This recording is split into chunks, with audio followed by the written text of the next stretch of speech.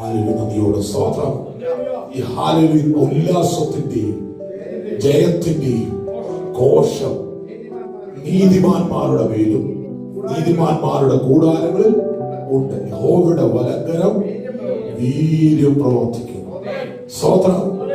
ആ ഞെരുക്കത്തിലിരുന്ന ദൈവവൈദ്യനെ നിന്നെ വിശാലതയിൽ എത്തിച്ചത്, സ്തോത്രം, വിശാലതയിൽ എത്തിച്ച് ദൈവസഭയിൽ കൊണ്ടുവന്ന് ദൈവത്തെ ആരാധിപ്പാൻ ഇടയാക്കി തീർത്ത ദൈവത്തിന്റെ കരുണ എത്ര വലുതാണ്.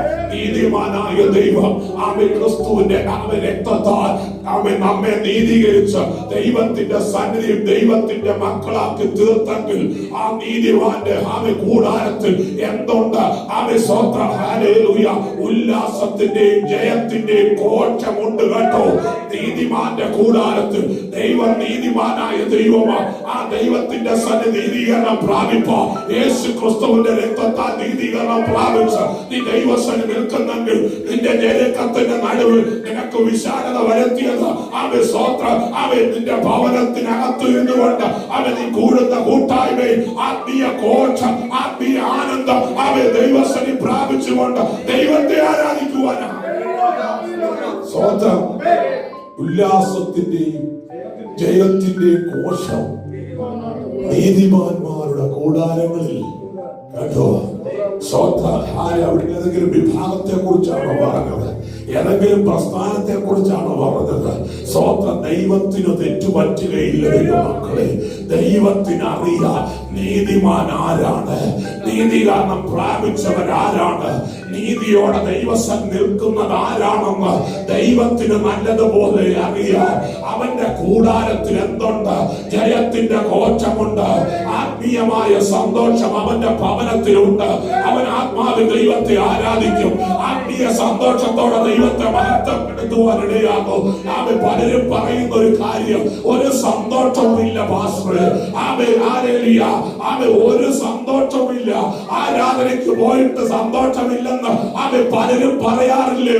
അവൻ നല്ലൊരു ശതമാനവും ദൈവമക്കളെന്ന് പറയപ്പെടുന്നവർ പറയുന്നത് ഒരു സന്തോഷവുമില്ല. എന്താ കാരണം? മറ്റൊന്നുമല്ല, അവൻ തന്നെ ഒന്ന് ശോധന ചെയ്ത് നീതിയോടെ എനിക്ക് ദൈവസന്നിധിയിൽ നിൽക്കാൻ കഴിയുന്നുണ്ടോ?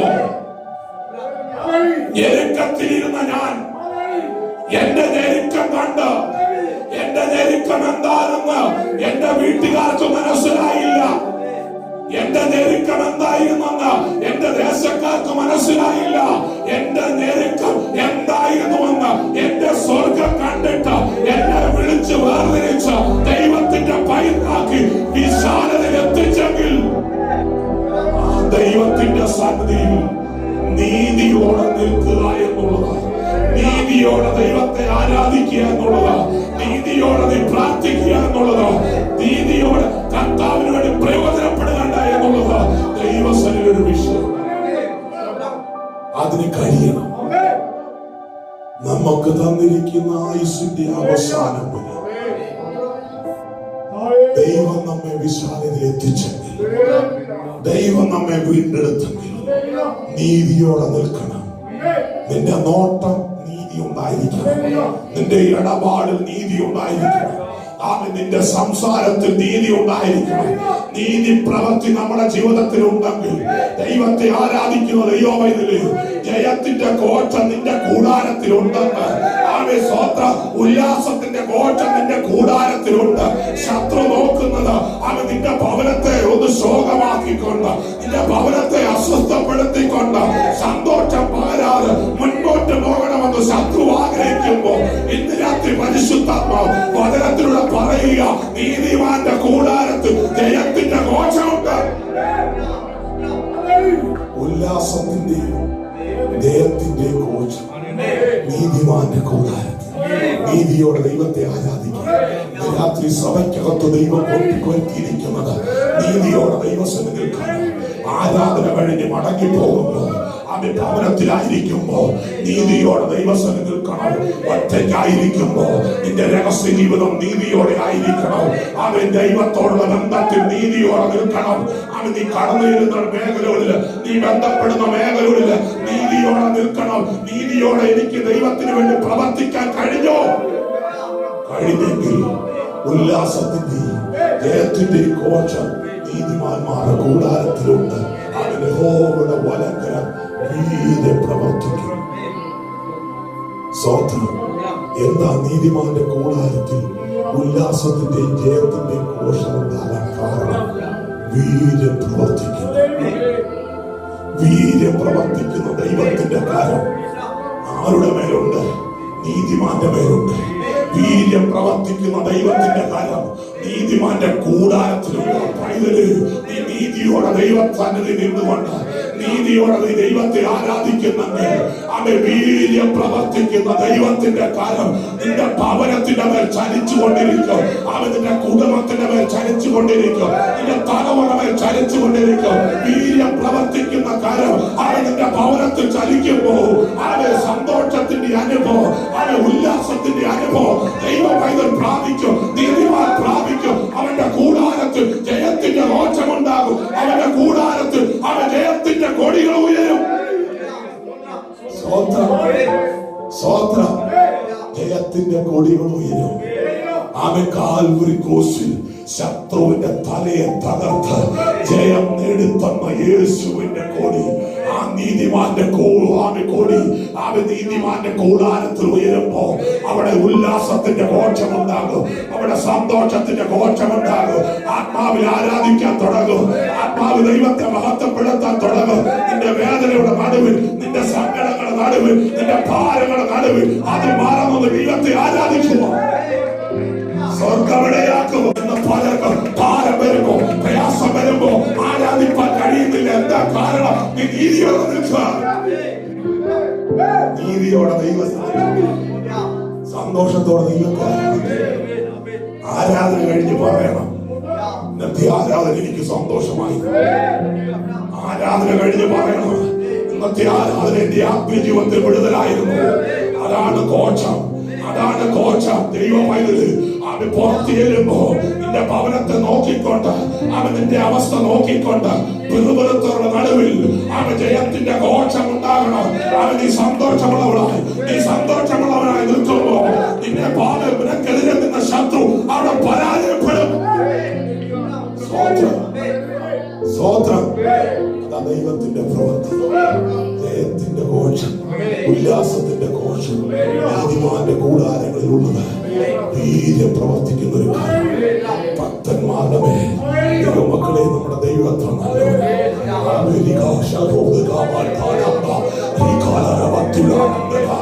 വീര്യം പ്രവർത്തിക്കുന്ന കാര്യം ദൈവസഭയുടെ മേലുണ്ട്, ദൈവജനത്തിന്റെ മേലുണ്ട്, ആരാധിക്കുന്ന ദൈവമക്കളുടെ മേലുണ്ട്, നീതിയോടെ ദൈവസഭ നിൽക്കുന്ന ദൈവത്തിന്റെ പൈതന്റെ മേലുണ്ട്.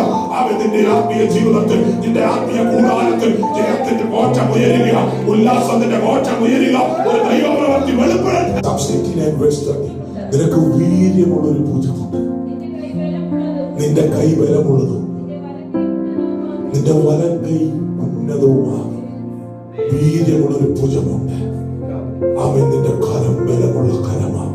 ഈ കരം ആര് കണ്ടു? ദൈവത്തിന്റെ ജനം കണ്ടു. എവിടെ? ഹല്ലേലൂയ. ചെങ്കടലിന്റെ മുമ്പിൽ അവൻ എത്തിച്ചേർന്ന ജനം, അവൻ പുറകിൽ അവരെ തകർത്തുകളയാനുള്ള ശത്രു, അവൻ മുമ്പിൽ ചെങ്കടൽ പ്രതികൂലമായി നിന്നു. മുൻപോട്ട് പോകുവാൻ തടസ്സമായി നിന്നപ്പോ അവൻ ആരുടെ കരം ചലിക്കാൻ തുടങ്ങി? വീര്യം പ്രവർത്തിക്കുന്ന ദൈവത്തിന്റെ കരം ചലിക്കാൻ തുടങ്ങിയെങ്കിൽ ഇന്ന് രാത്രി എന്തുകൊണ്ട് അവൻ കാല് ചെങ്കടൽ കടന്ന് അവൻ മെരിയാൻ തപ്പെടുത്ത് അവൻ നൃത്തം ചെയ്ത് ദൈവത്തെ ആരാധിക്കുവാനിടയായി തീർന്നു. ഇന്ന് രാത്രി പറയട്ടെ, നീതിമാനായ ദൈവം അവരെ വിളിച്ചു തിരിച്ചപ്പോ അവർ നീതിയോടെ വിളി കേട്ടുകൊണ്ട് ദൈവസ്ഥലിൽ ഇറങ്ങി തിരിച്ചപ്പോ പ്രതികൂലം അവരുടെ മുമ്പിൽ കടന്നു വന്നു. അവൻ ശത്രു അവരുടെ പുറകെ കടന്നു വന്നു. അവരെന്നാ അവർക്ക് വേണ്ടി ചലിക്കുന്ന ഒരു വീര്യമുള്ള കാര്യം, അവൻ ബലമുള്ള കാര്യം അവരുടെ മുമ്പിലും പിൻപിലും ഉണ്ടായിരുന്നു. ഇന്ന് രാത്രി ദൈവത്തിന്റെ പൈതല് ഒരു യോഗ്യത ഇല്ലാതിരുന്ന നിന്നെ വിളിച്ചു വേർതിരിച്ച് ദൈവത്തിന്റെ വിശാലത എത്തിച്ച് ദൈവത്തിന്റെ പൈതലാക്കി തീർത്തെങ്കിൽ നിന്റെ മുമ്പിൽ ചലിക്കുന്ന ഒരു വീര്യമുള്ള കരം, നിന്റെ പുറകെ നിനക്ക് വേണ്ടി നിൽക്കുന്ന കരം, ദൈവത്തിന്റെ കരം.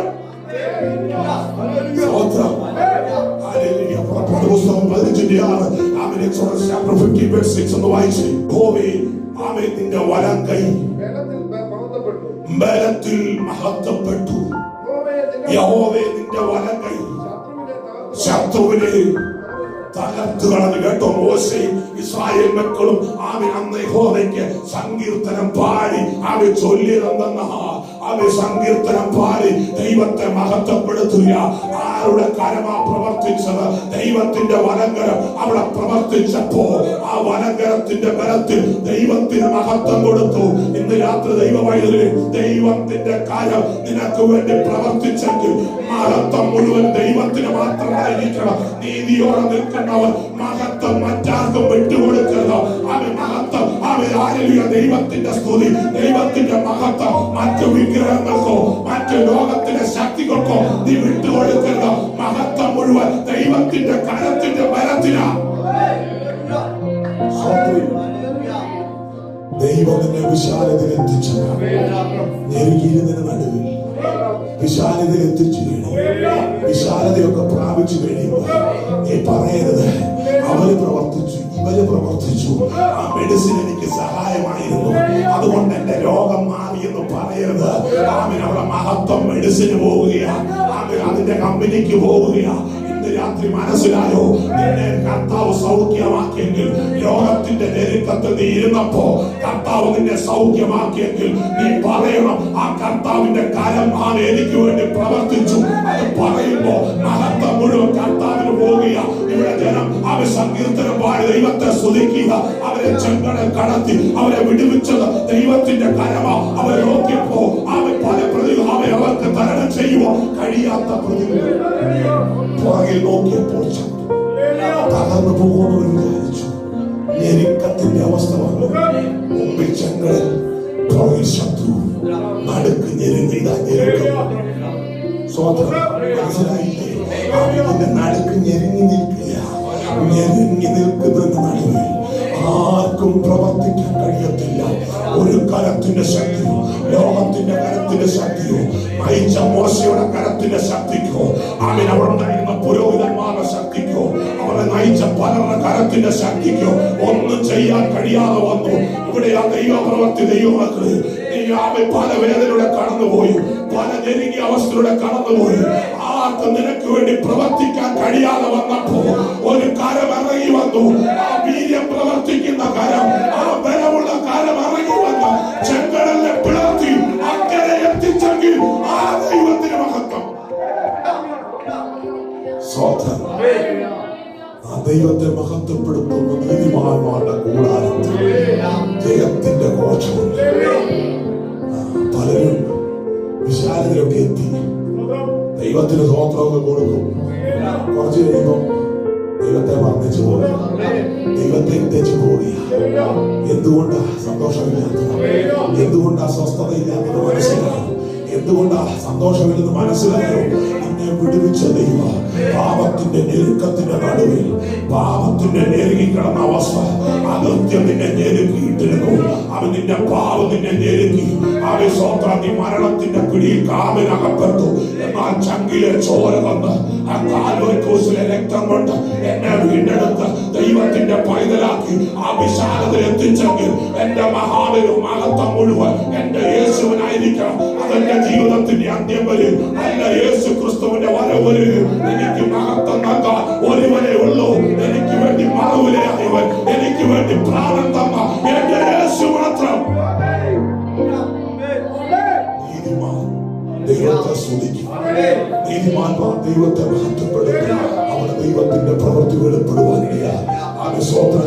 പുസ്തക പ്രവൃത്തി 2-ാം അധ്യായം 46-47 വാക്യം കർത്താവിന്റെ ദാസന്മാർ നീതിമാന്മാർ എങ്ങനെയായിരുന്നോടെ ഒരുമനപ്പെട്ട് ദിനം പ്രതി ദേവാലയത്തിൽ കൂടി വരികയും വീട്ടിൽ അപ്പം നോക്കിക്കൊണ്ട് ഉല്ലാസവും ഹൃദയപരമാർത്ഥതയും പൂണ്ട് ഭക്ഷണം കഴിക്കുകയും ദൈവത്തെ സ്തുതിക്കുകയും സകല ജനത്തിന്റെയും കൃപ അനുഭവിക്കുകയും ചെയ്തപ്പോൾ കർത്താവ് രക്ഷിക്കപ്പെടുന്നവരെ ദിനം പ്രതി സഭയോട് ചേർത്തുകൊണ്ടിരുന്നു. കേട്ടോ, ആമി പഴയ നിയമത്തിൽ ആമി മോശയും തന്റെ ജനത്തോടുള്ള ബന്ധത്തിൽ ദൈവത്തിന്റെ പ്രവൃത്തി വെളിപ്പെട്ടെങ്കിൽ പുതിയ ദൈവത്തിലേക്ക് വന്നപ്പോ ദൈവസഭയുടെ പ്രാരംഭഘട്ടങ്ങളിൽ ദൈവത്തിന്റെ ദാസന്മാർ ശക്തമായി നിന്നുകൊണ്ട് ആത്മാവിൽ നിറഞ്ഞുകൊണ്ട് ദൈവത്തിന് വേണ്ടി നീതിയോടെ നിന്നതുകൊണ്ട് അവരുടെ ജീവിതത്തിൽ എന്തുണ്ടായിരുന്നു?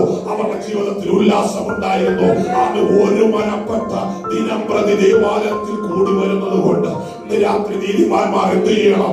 ഒരു മനപ്പെട്ട് ദേവാലയത്തിൽ കൂടി വരണം. ഇന്ന് രാത്രി പരിശുദ്ധാത്മാവ് ഈ സങ്കീർത്തനം പ്രബോധിപ്പിക്കുകയാണ്. സഭയിൽ വരേണ്ടവൻ ഒരു മനസ്സോടെ കടന്നു വരണം. പ്രാർത്ഥിക്കേണ്ടവൻ ഒരു മനസ്സോടെ പ്രാർത്ഥിക്കണം. ആരാധിക്കേണ്ടവൻ ഒരു മനസ്സോടെ ആരാധിക്കണം. അതാ ദൈവത്തിന്റെ നീതി പ്രവൃത്തി.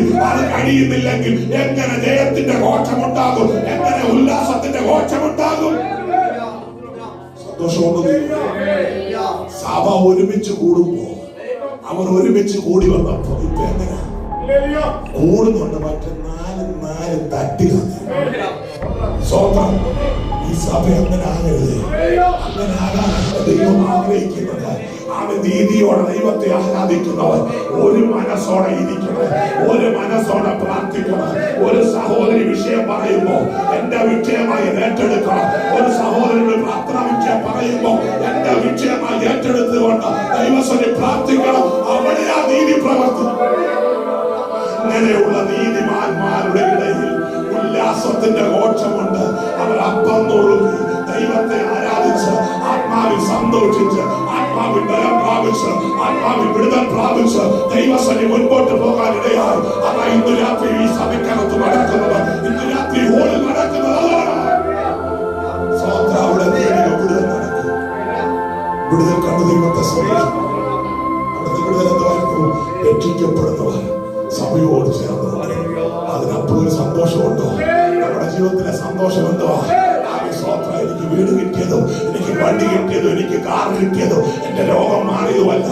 ദിനം പ്രതി അവൻ രക്ഷിക്കപ്പെട്ടവർ സഭയോട് ചേർന്നപ്പോ പാപികൾ മാനസാന്തരപ്പെടാൻ തുടങ്ങുമ്പോ രക്ഷയുടെ അനുഭവത്തിലേക്ക് അനേകർ കടന്നു വരുമ്പോ പിന്മാറ്റക്കാർ മടങ്ങി വരുമ്പോ അനേകർ സ്നാനക്കുളത്തിലേക്ക് ഇറങ്ങുമ്പോ അനേകർ അഭിഷേകം പ്രാപിച്ചുകൊണ്ട് കൃപാവരങ്ങൾ പ്രാപിച്ചുകൊണ്ട് ദൈവസഭ നിൽക്കുമ്പോ സഭ ഒരുമിച്ച് സന്തോഷിക്കും.